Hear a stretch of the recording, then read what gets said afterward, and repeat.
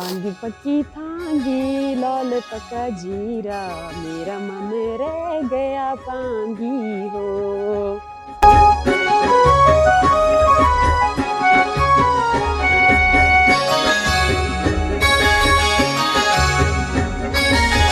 जुकारू जो है हमारे एक तरह के आप दिवाली बोलो, जो नीचे दिवाली में लोग एक दूसरे के वहाँ गिफ्ट लेके जाते हैं, नए साल के तौर पे मनाते हैं, वैसा ही है जुकारू, जिसमें एक नया वर्ष के तौर पे मनाते हैं हम लोग, नव वर्ष के तौर पे, जिसमें हम लोग अपने रिश्तेदारों के पास में जाते हैं, मिलते हैं, सारे गिला शिकवा भूल जाते हैं कि हम फिर से इस साल एक दूसरे के साथ मिल के जिएंगे। कुछ पीछे छूट जाते हैं, कुछ नए आगे आते हैं, सब मिलके उस चीज़ को मनाया जाता है। और ये मेनली फरवरी महीने में मनाए जाते हैं क्योंकि उस टाइम बर्फ भी होते हैं, भी होती है इसमें बहुत क्या कहें आप। और पातर पात्र जो है वो दारू ही है, उसको हमारे मदर टंग में पात्र बोलते हैं, जो कि जौ और गेहूं का बनाया जाता है। उसमें किसी तरह के केमिकल यूज नहीं होते हैं, ये अपने घरेलू तौर पांगी में बनती है, पांगी में बनते हैं, घरेलू तौर से बनते हैं। और ये ज्यादातर जुकारू में यूज होती है, जुकारू में, शादियों में, अपने ट्रेडिशंस में, मतलब फेस्टिवल्स तो में। क्या यहाँ पे कुछ इस तरह का कोई आपको लिबर्टी भी है कि जुकारू के ना पात्र बना सकते हैं या रख सकते हैं?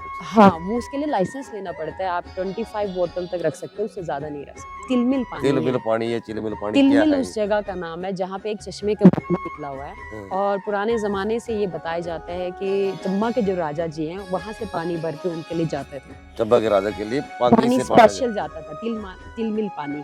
उसका जो मेन प्रॉफिट है, मतलब जो हमारे शरीर के लिए अच्छा है, शायद वो न्यूट्रल होंगे, जिसकी वजह से जो है पेट की प्रॉब्लम्स जो होते हैं ठीक हो जाते हैं। रोचक, मनोरंजक और ज्ञानवर्धक कहानियों के प्लेटफॉर्म हिमाचल बिजनेस पर आपका स्वागत है। आज मेरे साथ खास मेहमान है पाली जी। पाली जी मूलतः चंबा जिला के पांगी के रहने वाले हैं, कृषि विभाग के एक टेक्निकल अधिकारी हैं। साथ में कृत्रिम खेती जो है, जो सरकार ने एक इनिशिएटिव लिया है पांगी उपमंडल को, कि पूरी तरह से वहाँ पे प्राकृतिक खेती होनी है, उसको लेके भी एक्टिव है। और साथ में हिमालय उन्नति मिशन से भी जुड़ी है। पाली जी आपका स्वागत है। हम अपना सबसे पहले आपसे ये जानना चाहेंगे कि पांगी में सच्ची में ही बिना खाद के खेती हो रही है, सच है? पांगी में पहले से ही ट्रेडिशनल फार्मिंग होते थे, ये कोई हमारी द्वारा बनाया हुआ कोई नया वो नहीं है कल्टीवेशन, जरा भी खाद यूज नहीं हो रही है अंग्रेजी, क्योंकि वहाँ पे कई सालों से बैन है केमिकल यूज करना। और साथ में जो हमारे पुराने बुजुर्ग थे वो बहुत ही साइंटिफिकली थे, कहते हैं कि किसी जमाने में उनको as a free of cost खाद दिया जाता था डिपार्टमेंट की तरफ से कि यूज करो, जैसे ये अभियान चले थे डिपार्टमेंट में। लेकिन वहाँ के बुजुर्गों ने उसको खेतों में नहीं डाला, उसको गड्ढा खोद के उसमें डाल दिया। उन्होंने ये समझा कि ये किसी न किसी दिन हमारे खेतों के लिए, हमारे स्वास्थ्य के लिए विनाशकारी साबित होंगे। तो वहाँ पहले से ट्रेडिशनल फार्मिंग चलता है। नहीं, जब पहले से ही वहाँ पे प्राकृतिक खेती हो रही है तो सरकार अपने यहाँ पे क्यों टैग लगा रही है कि हम प्राकृतिक खेती करवा रहे हैं? देखो, ट्रेडिशनल फार्मिंग और प्राकृतिक खेती में डिफरेंट है। ट्रेडिशनल फार्मिंग वो चीज होता है जिसको हम पुराने बुजुर्ग पुराने टाइमिंग से सिंपल गोबर डाल के खेती बाड़ी की जाती है। ठीक है। लेकिन जो हमारा प्राकृतिक खेती है, जो गवर्नमेंट द्वारा सुभाष पालेकर प्राकृतिक खेती है, जिनका नाम अब राजीव गांधी प्राकृतिक खेती कर दिया गया है, उसमें जो हमारे गोबर है उसको प्रॉपर एक घन जीवामृत का रूप लेके डालना है। क्योंकि अब आपको पता है लोगों के पास जो है गाय भी कम हो गए हैं, भेड़ बकरियां भी पालना कम हो गया, लेकिन खेत तो उतने ही है। तो पहले गोबर जो होता था बहुत ज्यादा होते थे, तो लोग सीधे ड्राई कर देते, बिना सुखाए कुछ के खेतों में डाल देते थे। अब जो ये नेचुरल फार्मिंग का प्रोसेस है, उसमें आपको गोबर को एक कंपोस्ट फॉर्म में बनाना है खाद के तौर पे। उसके बाद बहुत कम मात्रा में, सिर्फ 1 बीघा में 40 किलो जो है आपका घन जीवामृत खेतों में यूज किया जाएगा। वो एक आपका खाद के रूप में खेतों में जाएगा। जिस तरह आप कच्चा चावल नहीं खा सकते हैं, आपको उसको पकाना है, उसी तरह एक गोबर को आप कच्चा नहीं डाल सकते हैं, उसको पकाना है। वैसे ही ये तो गोबर से खाद बनाने का भी तो ट्रेडिशनल सिस्टम रहा है। पहले जो पॉट बनाते थे उसमें डाल देते थे और 6-8 महीनों के बाद यूज करते थे, तो वो भी पक जाती थी। वो हमारे वहाँ पे पॉसिबल नहीं हो पाता था क्योंकि हमारा, आपको पता है, वहाँ बर्फ पड़ते हैं 6 महीना, इतने अच्छे धूप नहीं होते हैं। लेकिन जो घन जीवामृत है, इसको आप 1 हफ्ते में सुखाना है। आपने गोबर निकाला, किसी टेरेस पे सुखा दिया, उसको पीस बना के बोरियों में भर के डाल दिया, फिर उसमें जो है आपने हल चलाना है। उससे 1 हफ्ते पहले जीवामृत करके एक लिक्विड वाला खाद बनाया जाता है, ठीक है। उसको मिलाते हैं उसमें और उसको सुखा के 1 हफ्ते के अंदर यूज करना है। तो ये जो कृत्रिम खेती हो रही है वहाँ पे जिसकी बात कर रहे हैं, सरकारी वाली फार्मर जी जैसे जो कर रहे हैं, जी इसको आप लोग खुद ही खा रहे हैं या बाहर भेज भी रहे हैं? नहीं बाहर बेच रहे हैं। आपको पता है कि पांगी में जो है हमारा जो कैश क्रॉप है, cash crop in the sense जिससे लोग कमाते हैं, वो आपका मटर है, आलू है, राजमा है और सेब। हम्म, ये 4 ऐसा फसल है जो पांगी से बाहर जाते हैं, हम्म। जिसको बहुत कम हम खुद खा पाते हैं। नहीं, मैं वही पाली जी वही पूछ रहा था, बाहर जाते कैसे है? या तो आपने यहाँ से आना है भैया उदयपुर के कुल्लू नौंग होके, जी मनाली होके, जी कुल्लू होके, बिल्कुल तभी बाहर पहुंचोगे। जी तो 200-300 किलोमीटर हो गया। हाँ, या उधर से जाना है आपने भैया साच पास, जी तो बंद हो जाएगा अब। हाँ जी तीसरा आपका भैया गुलाबगढ़ है। जी तो ये जो डिफरेंस है आपका इतने लंबे में, उसमें तो सब्जी आपकी खराब नहीं हो जाएंगी?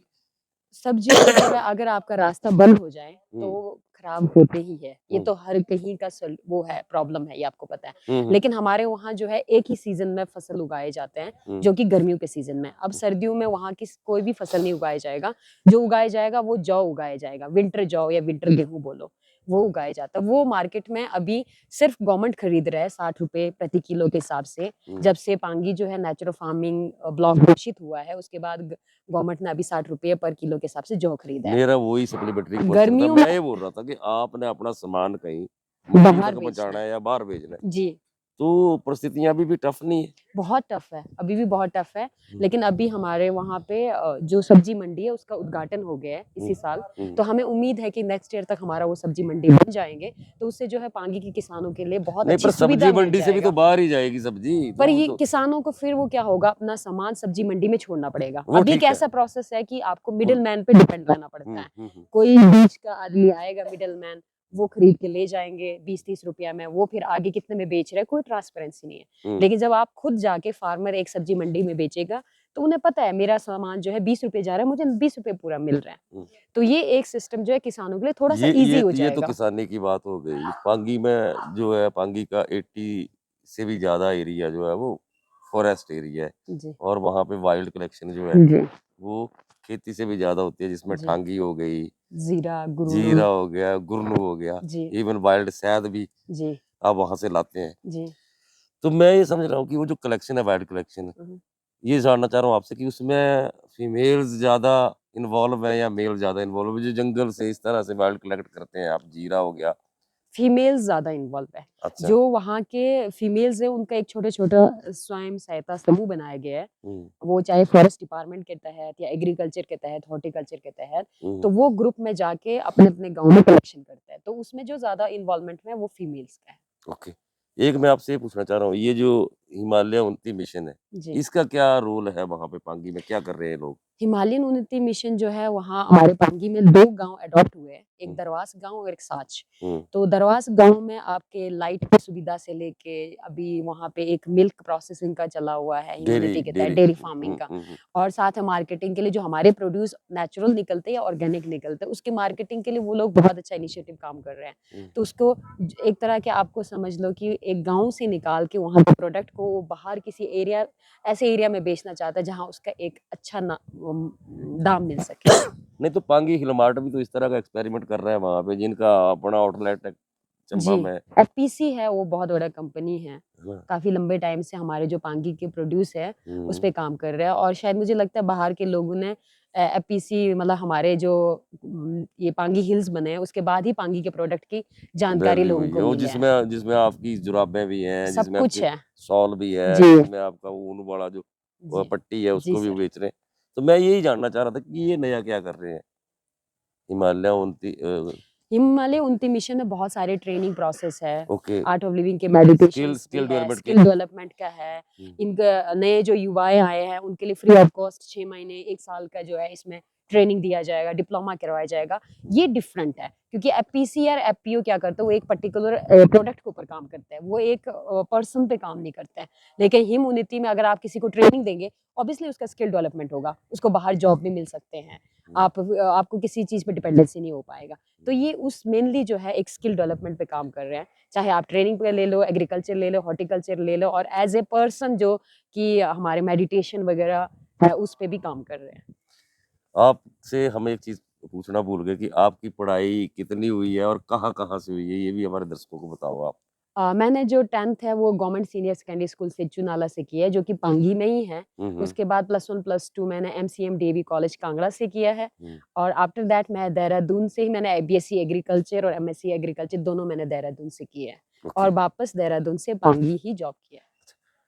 पांगी की जब भी हम बात करते हैं ना, तो 2 चीज़ें हैं जो है बड़ी बार-बार सेंसिटाइज़ करती हैं। एक तो पांगी का जकारू जी, और पांगी की पातर। जी। तो संक्षेप में जकारू के बारे में भी और पांगी की पातर के बारे में बताओ। जुकारू जो है हमारे एक तरह के आप दिवाली बोलो, जो नीचे दिवाली में लोग एक-दूसरे के वहाँ गिफ्ट लेके जाते हैं, नए साल के तौर पे मनाते हैं, वैसा ही है जुकारू, हुँ, जिसमें एक नया वर्ष के तौर पे मनाते हैं हम लोग, नववर्ष नव नववर्ष। वर्ष के तौर पे, जिसमें हम लोग अपने रिश्तेदारों के पास में जाते हैं, मिलते हैं, सारे गिला शिकवा भूल जाते हैं कि हम फिर से इस साल एक-दूसरे के साथ मिल के जिएँगे। हुँ, कुछ पीछे छूट जाते हैं, हुँ, कुछ नए आगे आते हैं, सब मिलके उस चीज़ को मनाया जाता है और ये मेनली फरवरी महीने में मनाए जाते हैं, क्योंकि हुँ। उस टाइम बर्फ भी नाटी होते वगैरह हैं। भी होती है इसमें ना?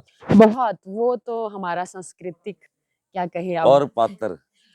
पातर जो है वो दारू ही है, हुँ, उसको हमारे मदर टंग में पातर बोलते हैं, जो हुँ, कि जौ और गेहूँ का बनाया जाता है। हुँ। उसमें किसी तरह के केमिकल यूज़ नहीं होते हैं। और ये ये अपने घरेलू तौर से पांगी में बनती है पांगी में बनते हैं, घरेलू तौर से बनते और ये हैं। ज़्यादातर जकारू में यूज़ होती है। जुकारू में, शादियों में, अपने ट्रेडिशंस में मतलब फेस्टिवल्स तो में क्या उसमें यहाँ पे यूज़ कुछ होती इस तरह का कोई आपको लिबर्टी भी है कि क्या ना पात्र बना सकते हैं या रख सकते हैं कुछ? है। हाँ, वो उसके लिए लाइसेंस लेना पड़ता है, आप 25 बोतल तक रख सकते हो, उससे ज़्यादा नहीं रख सकते। अच्छा 25 बोतल्स आप प्रोक्योर कर सकते हैं अपने घर उससे में। ज़्यादा नहीं कर सकते, अरे वाह! ये एक रजिस्ट्रेशन एक प्रोसेस है एक गवर्नमेंट का। बार-बार वहाँ की एक बात चलती है कि जब भी हम बड़े छोटे-छोटे थे या कॉलेज में थे तो हम ये गाना एक बड़ा होता कि चिलमिल पानी वो क्या है कि चिलमिल पानी नहीं है, ये तिलमिल पानी तिलमिल है। पानी या चिलमिल पानी क्या तिलमिल है उस ये? जगह का नाम है जहाँ पे एक चश्मे का पानी निकला हुआ है हाँ, और पुराने ज़माने से ये बताया जाता है कि चंबा के जो राजा जी हैं, वहाँ से पानी भर के उनके लिए जाते थे। चंबा के राजा के लिए पांगी पानी से पाना जा स्पेशल जाता था, तिलमिल पानी। हाँ, उसका जो मेन प्रॉफ़िट है मतलब जो हमारे शरीर के लिए अच्छा है, हुँ, शायद वो न्यूट्रल होंगे,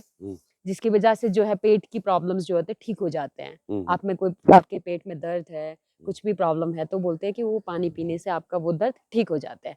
वो उस वजह से जो है वो पानी बहुत पॉपुलर हुआ है। अभी रिसेंटली आई थिंक इस पे कोई किसी ने रिसर्च भी किया था। हुँ, हुँ, उन्होंने ये भी बताया था कि शायद वो वाटर अल्कलाइन है। हुँ, हुँ। अल्कलाइन वाटर का तो आपको पता है फिर वो हमारे शरीर के लिए तो चाहिए होता है। आपकी जो एक्सेस है कांगड़ा के साथ, चंबा के साथ, कुल्लू के साथ, लौड़ के साथ ईज़ी हो इसके लिए क्या क्या ज़रूरत है आपको? क्या किया जाए कि हमारे वहाँ पे अभी तो ट्रांसपोर्टेशन मतलब फैसिलिटी चाहिए, रोड स कनेक्टिविटी रोड कनेक्टिविटी अच्छी नहीं है, अच्छी टनल नहीं की है। आप लोग माँग कर रहे जी, हैं, है ना? जी, बिल्कुल। तो ये एक साच पास टनल और दूसरी? जी द साच पास टनल ही साच अभी पास तो हमारा लाहौल वाला तो हो गया ना टनल। ओके, तो ओके। साच पास टनल की इसलिए कर रहे हैं क्योंकि साच पास जो होता है हमारे लिए मेनली 3-4 महीने ही बेनिफिट कर पाते हैं। हुँ, उसके बाद बर्फ पड़ जाते हैं, बर्फ पड़ने के बाद फिर दोबारा खोलना बहुत बड़ी इन्वेस्टमेंट है। हुँ। क्योंकि बर्फ मौसम का कोई हर बार बड़ी इन्वेस्टमेंट है वो, हाँ, ठीक है। मौसम कभी भी ठंडा हो जाए तो बर्फ अपने आप पड़ जाते तो हैं। आप थे पाली और इन्होंने बड़ी बातें बताई हमें पांगी की और कई बातें जो इन्होंने घुमा-घुमा के भी बताई। पांगी में जो सबसे प्यारा लोकगीत है उसको आप गुनगुना के एक मुखड़ा और एक अंतरा सुनाएँगे। मैं इसमें बहुत कमज़ोर हूँ, मुझे पता नहीं। हमें हमें यहाँ पे कोई कॉम्पिटिशन नहीं है सिंगिंग का, कॉम्पिटिशन लेकिन नहीं आप कल्चर की बात कर रहे थे अब, तो पांगी में अस कोई ऐसा जो फीमेल गाना हो, जो बड़ा मार्मिक हो, जो जिसका आपको एक मुखड़ा आता हो? मैं बहुत कमज़ोर हूँ इसमें, क्योंकि मैं पांगी में बहुत कम रही नहीं, हूँ, इसलिए फिर भी तो आपने सुना होगा कोई गाना? पांगी पकी थागी लाहौल पका जीरा, मेरा मन रह गया स पांगियो। गु गुनगुना के सुनाओ ना मैम। गुनगुना के हाँ, पांगी पकी थागी लाहौल पका जीरा, मेरा मन रह गया पांगी हो। इसी में ये तिल मिल पानी वाला भी है ना? एक स्टेप, पांगी रे देसे तिल मिल पानी। जी सर।